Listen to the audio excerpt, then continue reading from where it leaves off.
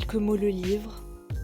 Le livre contient 3 parties. Une première qui est sur la diplomatie marocaine, montrer comment le Maroc est d'abord ami avec tout le monde, ça c'est récent, et c'est à mon avis la branche dans laquelle le roi exerce le plus d'influence.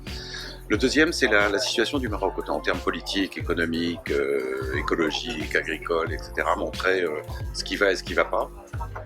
Et puis aussi le fonctionnement du système marocain.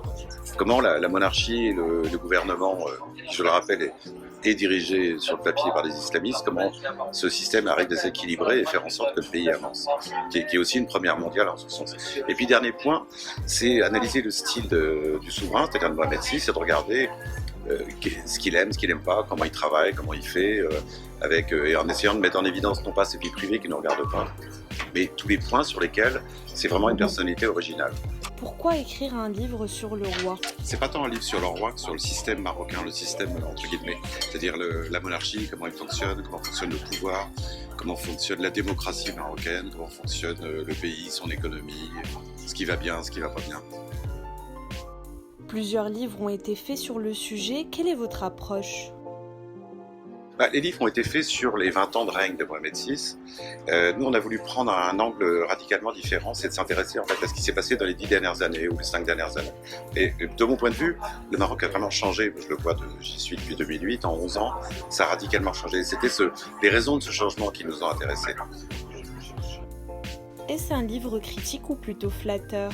Ni l'un ni l'autre, parce que je suis jamais ni critique ni flatteur. J'aime pas ça déjà sur le plan personnel, et surtout pas dans un pays dans lequel je passe quand même une grande partie de mon temps. Ce que j'ai voulu faire, c'est quelque chose d'une analyse en profondeur. Donc j'ai rencontré des milliers de Marocains et voir comment les choses se passent, et puis recueillir les avis des uns et des autres, et surtout voir ce qui peut être fait dans le futur.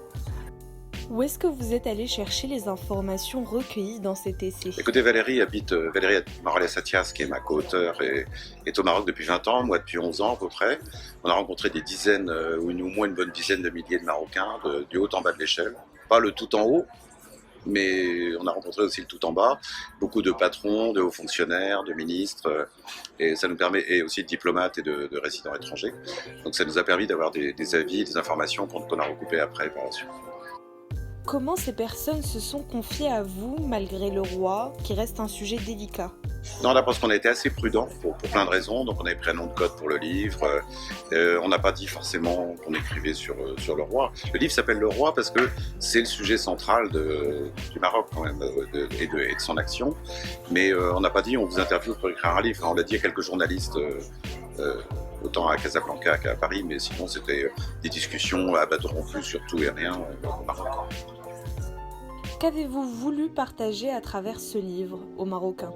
C'est une très bonne question, parce que ce qui m'énerve un peu, c'est de voir les Marocains passer leur temps à râler surtout ceux des classes supérieures, sur leur pays, et de voir les Français aussi critiquer le Maroc pour des choses sur lesquelles les Marocains ne peuvent pas faire grand-chose. Donc j'ai voulu donner à la fois une petite lueur d'espoir et de positivisme aux Marocains, même sur ce qui ne va pas, parce que tout peut être changé, et aussi aux Français montrer que le Maroc n'est pas une ancienne colonie, pays du tiers-monde, qui vit au Moyen-Âge. Il y a une autre dimension. Le Maroc, c'est vrai qu'il y a l'âne et le triporteur, mais il y a aussi le satellite et le TGV. C'est un peu cette dualité qui m'intéresse. Oui, mais c'est une ligne, un bout de chapitre que j'aime beaucoup. Roi progressiste d'un pays conservateur. Comme sur tant d'autres sujets, la situation du royaume est à la fois paradoxale et complexe. Mohamed VI est très certainement le plus libéral et le plus progressiste de tous les dirigeants de pays arabes. Le Maroc est foncièrement conservateur, mais la population exprime malgré tout un fort besoin de changement.